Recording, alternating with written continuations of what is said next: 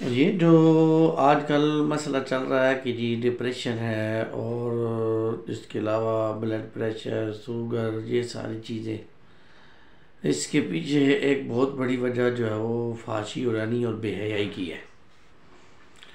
اور آپ اندازہ کریں کہ اس وقت جتنا مطلب پڑھا لکھا طبقہ اور ایلیٹ کلاس بے حیا ہو چکا ہے، اور جس طرح اس کو ترتیب دے کر معاشرے میں پھیلایا جا رہا ہے، یہ تو ہمارا جو خاندانی نظام ہے جو کہ کسی حد تک مضبوط ہے اس کو ختم کر دے گا۔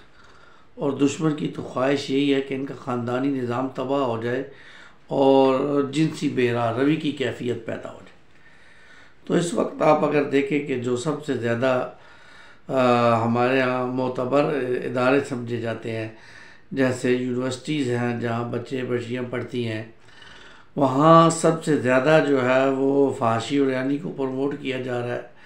اسی طرح ہاسپٹلز ہیں جہاں لوگ علاج کے لیے جاتے ہیں، وہاں ہسپتالوں میں بھی جو ہے وہ فحاشی اور عریانی کو پروموٹ کیا جا رہا ہے۔ آپ اندازہ کریں کہ ایک خاتون یعنی ایک ڈاکٹر جو ہے MBBS اس نے کیا،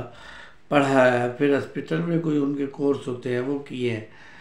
اور وہ اتنا سمجھ گئی ہے کہ ایک انسان کو اگر اس کا علاج کرنا ہے تو یہ چیزوں کی ضرورت پڑ سکتی ہے، اس لیے وہ ان کو اپنے پاس رکھتی ہے۔ اور ایک مشین انسان جس کو اللہ نے پیدا کیا ہے،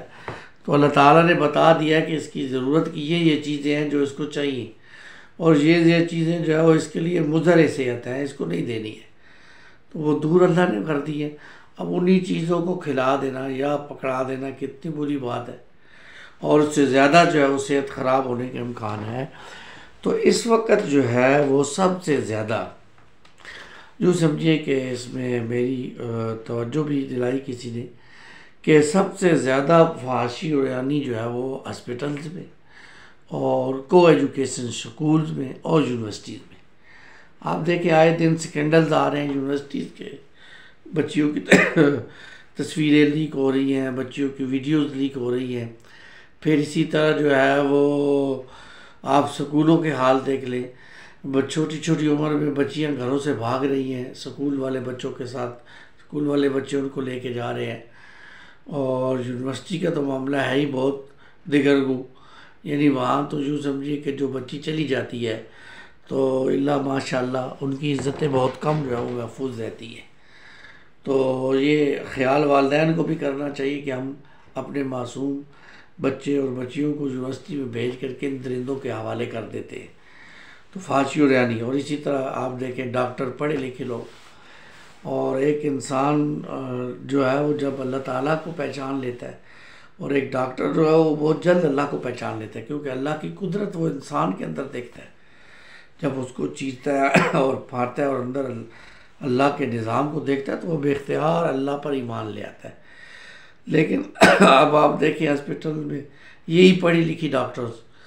اور بال کھلے ہوئے ہیں اور ٹائٹ جینز پہنے ہوئے ہیں، اور جناب ہاتھوں اور لو نیک گلے پہنے ہوئے ہیں، تو اب یہ خود پروموٹ کر رہی ہیں فحاشی اور عریانی کو جو ہے وہ۔ حالانکہ ان کا کام تو یہ تھا کہ یہ پڑھی لکھی خواتین دوسروں کے لیے رہنما بنتی، آئیڈیل بنتی، لیکن ان کا اپنا حال یہ ہے کہ دیگر وہ ہے۔ تو مسلمانوں کے لیے تو آئیڈیل پھر ایک ہی ہستی بنتی ہے، محمد رسول اللہ صلی اللہ علیہ وسلم اور آپ کی ازواج۔